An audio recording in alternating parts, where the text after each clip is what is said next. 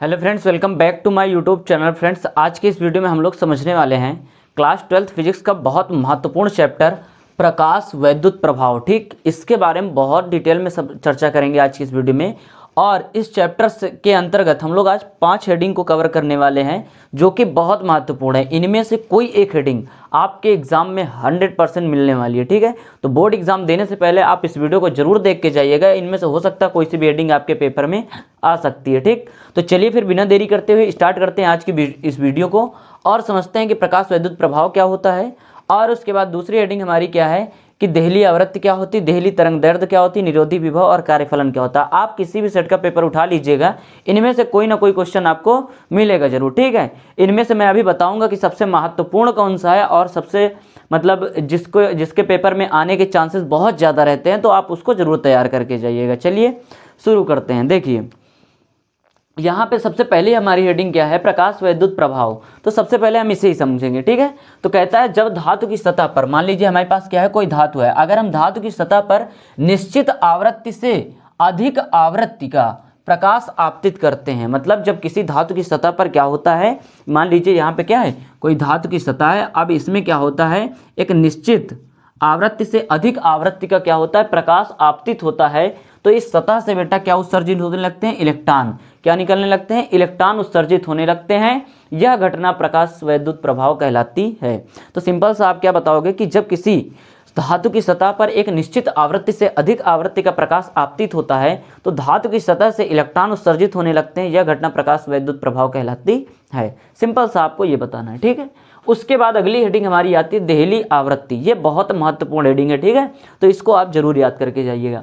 देखिए कहता क्या, धातु की सतह पर आपतित, मान लीजिए क्या है, सतह हमारी आपतित प्रकाश की वह न्यूनतम आवृत्ति, मतलब वह कम से कम आवृत्ति, न्यूनतम का मतलब क्या हुआ, कम से कम कितनी आवृत्ति होनी चाहिए। ठीक है, जिस पर सतह से इलेक्ट्रॉन उत्सर्जित होने लगते हैं, मतलब हमें इस सतह पर कम से कम वह आवृत्ति बतानी है जिससे कि इस सतह से क्या हो जाए, इलेक्ट्रॉन उत्सर्जित होना शुरू हो जाए, मतलब न्यूनतम आवृत्ति। तो क्या बताओगे, धातु की सतह पर आपतित प्रकाश की वह न्यूनतम आवृत्ति जिससे धातु की सतह से इलेक्ट्रॉन उत्सर्जित होने लगते हैं। ये क्या, तो ये इसे हम क्या कहते हैं बेटा, देहली आवृत्ति कहते हैं। अब इसे हम क्या बेटा, न्यू नॉट से व्यक्त करते हैं। किससे, न्यू नॉट से व्यक्त करते हैं। और nu naught is equal to क्या होता है, lambda c upon lambda naught. क्या होता है, सी अपान लेमडा नॉट होता है। ठीक है, तो आप ये बता दीजिएगा। ठीक, तो ये हेडिंग हमारी क्या बताती है, देहली आवृत्ति की परिभाषा को। ठीक है, फिर से एक बार रिपीट करता हूं कि धातु की सतह पर आपतित प्रकाश की वह न्यूनतम आवृत्ति जिससे क्या होता है, धातु की सतह से इलेक्ट्रॉन उत्सर्जित होने लगे, मतलब वह कम से कम आवृत्ति जिससे कि धातु की सतह से इलेक्ट्रॉनों का उत्सर्जन शुरू हो जाए। ठीक, तो ये बताना है। अब हमारा आता क्या है बेटा, यहाँ पे आता देहली तरंग दैर्ध्य आती है। क्या आती है, देहली तरंग दैर्ध्य। अब इसका क्या मतलब होता है, देखिए धातु की सतह पर आपतित, धातु की सतह पर आपतित प्रकाश की वह अधिकतम, अब देखो इसमें क्या कहता है, देहली आवृत्ति में वह न्यूनतम आवृत्ति, इसमें क्या कहता है, वह अधिकतम तरंग दैर्ध्य, मतलब मैक्सिमम की बात किया यहाँ पे, किसकी, मैक्सिमम, मतलब इस पर आपतित प्रकाश की वह अधिकतम तरंग दैर्ध्य। फिर कहता है जिससे सतह से इलेक्ट्रॉन उत्सर्जित होने लगते हैं, इसमें भी क्या हो रहा है, इलेक्ट्रॉनों का उत्सर्जन। तो इसमें अंतर दोनों में क्या है, आवृत्ति वाले में क्या करना है, वह न्यूनतम आवृत्ति जिससे इलेक्ट्रॉन उत्सर्जित होने लगे, तरंग दैर्ध्य में क्या करना है, वह अधिकतम तरंग दैर्ध्य जिससे धातु की सतह से इलेक्ट्रॉन उत्सर्जित होने लगे। हम उसे क्या कहते हैं बेटा, उसे कहते हैं देहली तरंग दैर्ध्य कहते हैं। समझ गए ना। अब देखिए अब आगे क्या कहता है, इसे लेमडा नॉट से प्रदर्शित करते हैं। किससे, लेमडा नॉट से प्रदर्शित करते हैं। अब फार्मूला इसका क्या होता है, lambda naught is equal to c upon nu naught. क्या होता है, सी अपान न्यू नॉट। ठीक है, तो यहाँ पे फार्मूला क्या बताओगे बेटा, सी अपान न्यू नॉट। ठीक है, इस प्रकार से।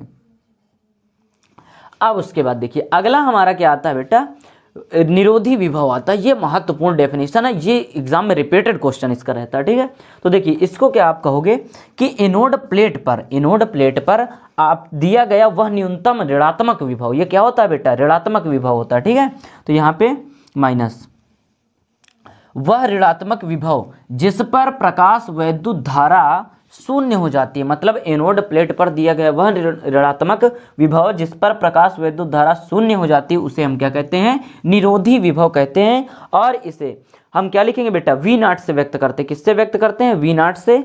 और उसके बाद इसका फार्मूला क्या होता है, V naught is equal to minus E K upon ई। ठीक, तो आप इसको बता देना। ठीक है, अगला क्वेश्चन हमारा क्या कहता है, वैद्युत कार्यफलन। अब कार्यफलन क्या होता है, तो यहाँ पे कहता है धातु की सतह से इलेक्ट्रॉनों को उत्सर्जित करने के लिए, मतलब कोई धातु की सतह है, इससे इलेक्ट्रॉनों को उत्सर्जित करने के लिए आवश्यक न्यूनतम ऊर्जा जो हमारी क्या होती है बेटा, कम से कम एनर्जी जो लगती है, इनको निकालने में क्या होगा, जब किसी धातु की सतह से क्या होंगे, इलेक्ट्रॉन उत्सर्जित होंगे, तो उसको उत्सर्जित करने के लिए क्या चाहिए, हमें एनर्जी चाहिए, ऊर्जा चाहिए। तो वही कह रहा है कि उत्सर्जित करने के लिए आवश्यक न्यूनतम ऊर्जा की मात्रा को, ठीक है, मात्रा को प्रकाश वैद्युत कार्यफलन कहते हैं। और इसे W से व्यक्त करते हैं। W बराबर क्या होता है, H न्यू नॉट। अब यहाँ पे न्यू नॉट की वैल्यू मैंने अभी आपको बताया था, ये क्या होती है न्यू नॉट, यहाँ पे देहली तरंग आवृत्ति होती है, तो इसका फार्मूला क्या होता है, C अपान हो जाएगा बेटा लैम्डा नॉट। तो यहाँ पे हम क्या कर देंगे, इसकी जगह पुट कर देंगे C अपान लैम्डा नॉट। तो यहाँ पे फार्मूला क्या हो जाएगा, W is equal to HC upon lambda naught. बात समझ गए कि नहीं समझ गए। तो इस प्रकार से आप इन सभी क्वेश्चन को कर लीजिएगा। उम्मीद करता हूँ आपको ये समझ में आ गए होंगे। ठीक है, आप इसके स्क्रीनशॉट कर लीजिए, सारे क्वेश्चन स्टेप बाय स्टेप याद कर लीजिएगा। इनमें से ये क्वेश्चन और ये दोनों बहुत महत्वपूर्ण क्वेश्चन होते हैं, इसलिए इनको पढ़ के ही जाइएगा। ठीक है,